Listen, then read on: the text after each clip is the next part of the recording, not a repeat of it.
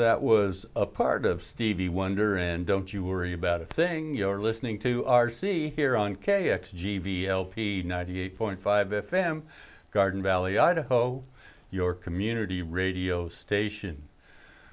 We have John Schaefer with us this morning, who is the Air Ops branch director for the Boise National Forest here. He's going to give us a quick fire update, and then we're going to talk about the air operations and the kind of things that go in fighting fires in the air. So, John, welcome. Can you hear me okay? I got you, and thank you for having me this morning. All right, John, give us a quick fire update, if you will, and then we'll talk about some questions about the air operations. Okay, well, the fire current size is 60,000, just over 60,000 acres, 30% contained, and we currently have 697 personnel fighting the fire. Okay, and tell me in terms of air operations, numbers of helicopters, numbers of planes, that kind of thing we have on the fire now? Well, currently we have one Type 1 helicopter, two Type 2 helicopters, one Type 3. We currently have a fixed wing air attack and an unmanned drone also assigned to the helicopter. And I'll get more into what those typings are, and we can talk about that. Okay, that's good. In fact, let's just do that now. Give me the difference between the Type 1s, Type 2s, and whatever the fixed wings are that we've got on the fire now? Yeah, pretty much is the sizing and the capabilities of that aircraft and what they can do, and we kind of put them into categories and typings. The Type 1s are the largest aircrafts that we have, the bigger helicopters that you see that's a big one. We put those into the Type 1 category, and then which we call heavy helicopters. Also is another terminology. We also have the Type 2s would be mediums. When I say medium helicopters, and the Type 3s are the lights. The medium helicopters would be, if you've seen something like the Hueys from the Vietnam era, those are the medium helicopters. They called those the UH-1s. If anyone out there was been in the military, UH-1 utility helicopters. We call those in the civilian world the 205. Super plus, but and then the light helicopters would be the smallest, the small little helicopters you see. There's a number of different types of high performance ones, and then the little trainers. So we classify those helicopters in the capabilities of pretty much what they can lift, the weight that those helicopters can lift. Which translates into water in gallons. We know that water is heavy, and water is just over 8 pounds per gallon, 8.3. So we round that to 9 gallons to do easy math, and so we can just calculate that of not only water but cargo, passengers, and different support stuff that we do. The helicopter is a diverse tool. Okay, so a medium helicopter, is that pretty much what we've got now flying around here, or are there? There's two assigned to the fire. Yep, we do have those two Hueys that are assigned here now that have been supporting the two fires that we are managing here. But we have and the Type 1. We've really been helping out our neighbors and our partners, and I'm talking the lava fire, the boulder fire that is just to the west of us. Also, we've reached out currently right now to the chimney fire that is near Fairfield down there on the Sawtooth, and with the limited resources that we have in the region and the fire that we have on the landscape, we really have to work together, collaborate and coordinate where those priorities are, and making those hard decisions of where we're going to allocate those limited resources that we have available to us.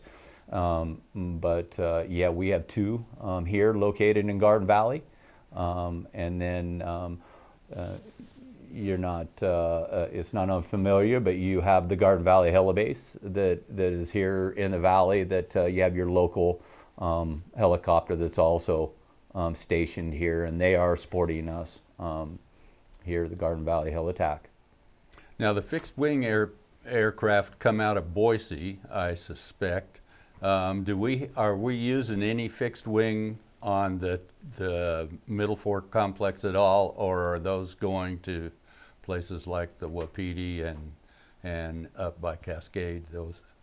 Yeah. Well, when we say fixed wing, we have those heavy air tankers and single air tankers. And fixed wing, we have lead planes that go in and help those retardant planes to get in and drop where they're at. We haven't been using any of those type. We do have what we call an air attack, which is a fixed wing aircraft, and that's an aerial supervisory platform that sits above all of those, and they coordinate the airspace over the fire. When we get that many aircraft working in that close proximity of each other in that tight airspace, we need some really, really good communication and coordination. So we dedicate one aircraft, fixed wing, that you were talking about, that flies over the fire and also talks to the troops on the ground and communicates to those firefighters on the ground, and want to prioritize their need on what side of the fire needs those resources. And we call him Air Attack, and that's the Air Attack platform. Okay. And he has been over the fire daily. But we haven't actually been dropping any retardant or water from fixed wing aircraft. Not in on a while. Our tenure. We relieved the previous Great Basin Team 3, if I read their number there, and right. They were using those aircraft pretty extensively on some of those days that the fire activity was active, coming out of that Deadwood Reservoir up there on the north end of the Nellie fire.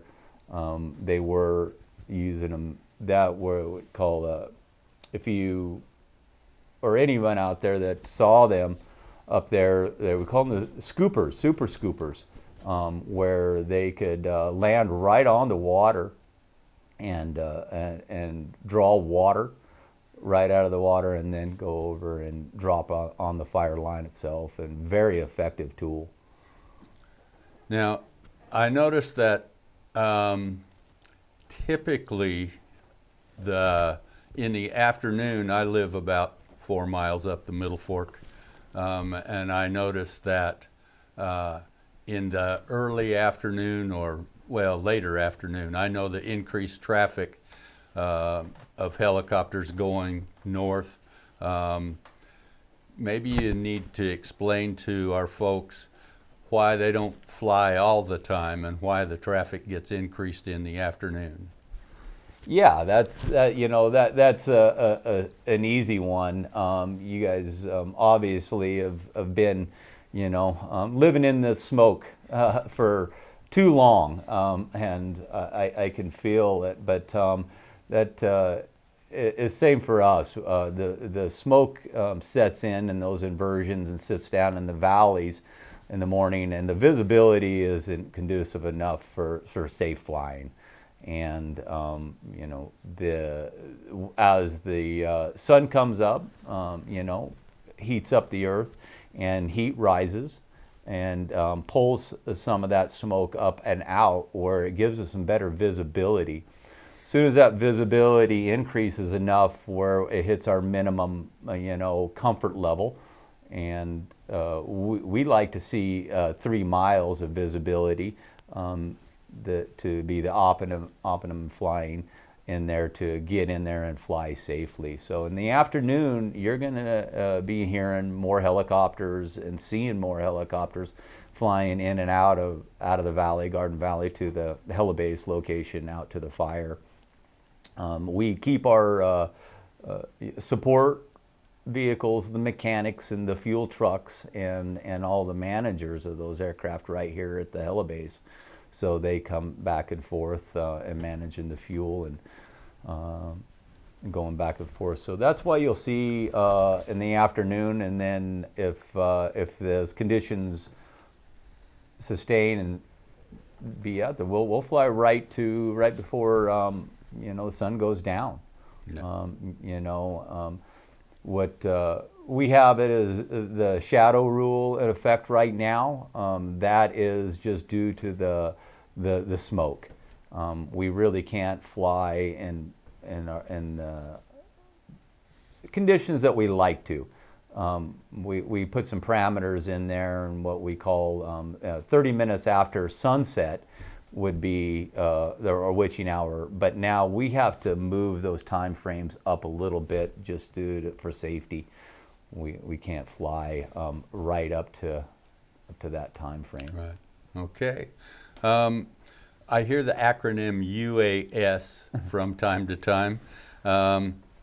What is UAS and how are they helping?